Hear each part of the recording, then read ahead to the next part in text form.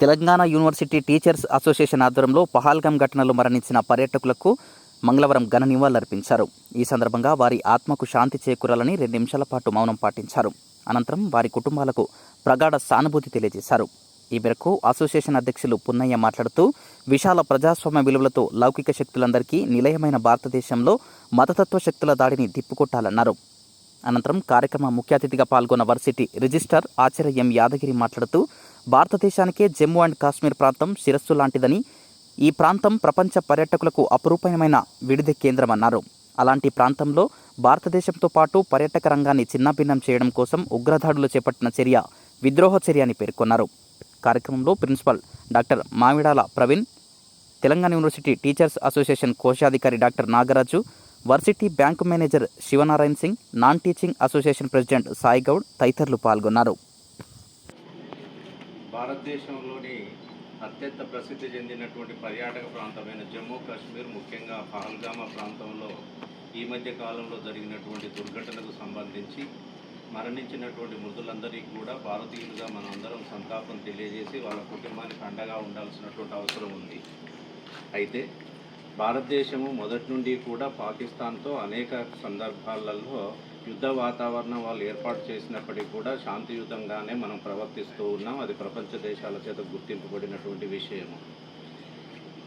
ఈ పహల్గామా విషయానికి సంబంధించి భారత ప్రభుత్వం స్పందించినటువంటి విధానము ప్రపంచ దేశాలన్నీ కూడా హర్షించే విధంగా ఉన్నాయి.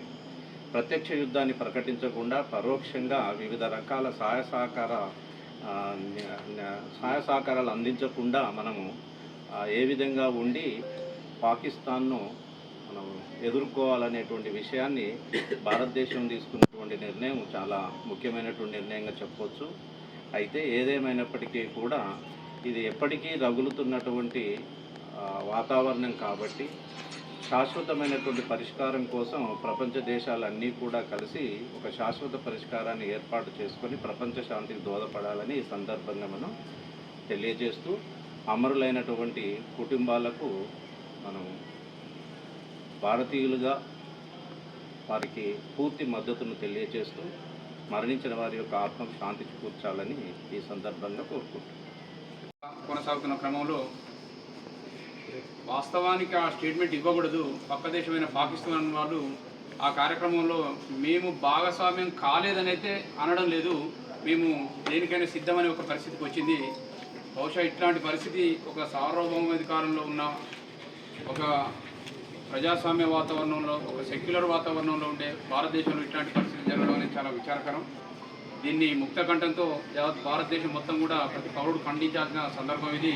దానిలో భాగంగా తెలంగాణ యూనివర్సిటీ టీచర్స్ అసోసియేషన్ ఏకగ్రీవ తీర్మానం చేసుకొని మనం అందరం భారతీయులం, మనకు ఆ లౌకిక వాదం ఉన్నదని, ఇంక్లూడింగ్ ముస్లిం మైనార్టీలు, సిక్కులు, ఇక్కడ భారతదేశంలో ఉండే సబ్బండ వర్గాలు కూడా ఈ దాడిని, కాశ్మీర్లో జరిగిన దాడిని ఖండించింది. నిజానికి అందమైన ప్రకృతితో పాటు, ఆహ్లాదకరమైన ప్రకృతితో పాటు మనకు టూరిజం డెవలప్మెంట్కు చాలా మంచి సపోర్ట్ ఇచ్చే ఒక ప్రాంతంలో ఇవాళ మొత్తం వెలవెలబోయే పరిస్థితి కనపడుతున్నది. మిత్రులారా, దీన్ని ముక్తకంఠంతో మనం కూడా ఒక ఇంటలెక్చువల్ గ్రూప్గా, మనం కూడా యూనివర్సిటీ ప్రొఫెసర్లుగా, యూనివర్సిటీలో పనిచేసే ఒక మేధో సంపన్నమైన వర్గంగా దీన్ని ఖండించాల్సిన అవసరం ఉందనే విషయాన్ని ఈ సందర్భంగా గుర్తు చేసుకుంటూ, ఈ సందర్భాన్ని కట్టివేయడంతో పాకిస్తాను 30% ఎడారిగా మారే ఒక పరిస్థితి ఉన్నట్టు వ్యవసాయ శాస్త్రవేత్తలు చెప్తారు, పర్యాటక శాస్త్రవేత్తలు కూడా చెప్తారు. ఆ పనికి కూడా భారతదేశం వెనకాడబోదనే విషయాన్ని ప్రధానమంత్రి చాలా స్పష్టంగా తెలియజేస్తారు. ఏది ఏమైనా ప్రజల ప్రాణాలు చాలా ప్రధానమైనవి. అక్కడ జరిగిన ఇన్సిడెంట్లో చాలా సాధారణమైన ప్రజలు, ఆనందం కోసం వెళ్ళిన ప్రజలు, అక్కడ ప్రాణ నష్టం జరిగితే జరగవచ్చు, కానీ ఈ పరిణామం వల్ల కాశ్మీర్లో చాలామంది తన దినసరి కూలీలు కావచ్చు, రకరకాలుగా చిన్న వ్యాపారులు జీవితాలు చాలా బలహీనపడే పరిస్థితి కనపడుతున్నది. దీన్ని భారత ప్రభుత్వం కూడా సీరియస్గా ఆలోచించి దీని మీద రివైవ్ చేసే ఒక ప్రోగ్రామ్గా తీసుకోవాల్సిన బాధ్యత భారత ప్రభుత్వం మీద ఉందనే విషయాన్ని సందర్భంగా తెలియజేసినందుకు రిజిస్ట్రార్ గారికి హృదయపూర్వకంగా తెలంగాణ యూనివర్సిటీ టీచర్స్ అసోసియేషన్ ధన్యవాదాలు తెలియజేస్తుంది. ఇంకెవరైనా Pahalgam attack on Kashmir is attack on India. So on 22nd April it is a massacre, it is a huge attack. We almost lost 28 lives on that day. So unfortunate. So I really thank the Teachers Association of Telangana University for organizing this a short event, giving a solidarity to the Indians as well as the army. So I further request the non-teaching and teaching association and also the students of this Telangana University to have a peaceful candle rally tonight or tomorrow night to support our Indians. Thank you very much. April రోజు అది యావత్ దేశ ప్రజానికానికి సంభ్రమాచారంలో కొన్ని హఠాత్ పరిణామం, చాలా బాధాకరమైనటువంటి విషయం. ఈ సందర్భంగా వారందరి ఆత్మకు శాంతి చేకూరుతూ వారి కుటుంబానికి ప్రగాఢ సానుభూతి తెలియజేస్తున్నాం. ఇందాక వక్తలు మాట్లాడినట్టు కశ్మీర్ అనేది మనకు తల లాంటిది, మిగతా భాగం అంతా మొండెం లాంటిది. సో పర్యాటక రంగం అభివృద్ధి చెందుతున్న 370 ఆర్టికల్ రద్దు చేస్తూ అక్కడ ప్రభుత్వాన్ని ఏర్పాటు చేసి కాశ్మీర్లో ఎంతో ఖర్చుతో కూడుకున్నటువంటి ప్రాయసతో దాన్ని అభివృద్ధి చేస్తున్నటువంటి మన కేంద్ర ప్రభుత్వం ఇప్పుడిప్పుడే పర్యాటక రంగం పెరుగుతూ కూలీనాలి చేసుకునేటువంటి ప్రజానికం అంతా కూడా బిజినెస్లోకి అడుగుపెడుతూ అభివృద్ధి పథంలో దూసుకుపోతున్న వేళ అది కంటగింపుతో కూడినటువంటి పాకిస్తాన్ దాని ఉగ్రవాద సంస్థలు హఠాత్తుగా మతం అడిగి, కులం అడిగి, పేర్లు అడిగి రకరకాలుగా హింసించి ఫాలో అవుతూ ఇట్లా ఫైట్ బ్లాక్లో పెట్టి చంపడం అనేది చాలా దుశ్చర్య.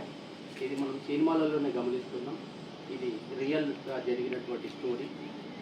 ఒకడంటాడు దీనికి చర్యగా మన భారత ప్రభుత్వం తీసుకున్న నిర్ణయాలు, యుద్ధంకు ముందు మనం అష్టదిగ్బంధనం చేద్దాం, నీళ్ళు ఆపేద్దాం, పాస్పోర్ట్లను రద్దు చేద్దాం, పాకిస్తానీలు ఎవరైతే నివసిస్తున్నారో వాళ్ళ ఆచూకీ తెలియజేసుకుంటూ వాళ్ళ దేశానికి పంపిద్దాం, మెడికల్ వీసా మీద వచ్చిన వాళ్ళని కానీ ఇంకో ఇతరత్ర వీసాల మీద వచ్చినటువంటి వాళ్ళు, విజిటింగ్ వీసాల మీద వచ్చినటువంటి అందరినీ పంపించేస్తాం. ఇవన్నీ కూడా మన రక్షణ కోసం తీసుకున్న నిర్ణయాలు.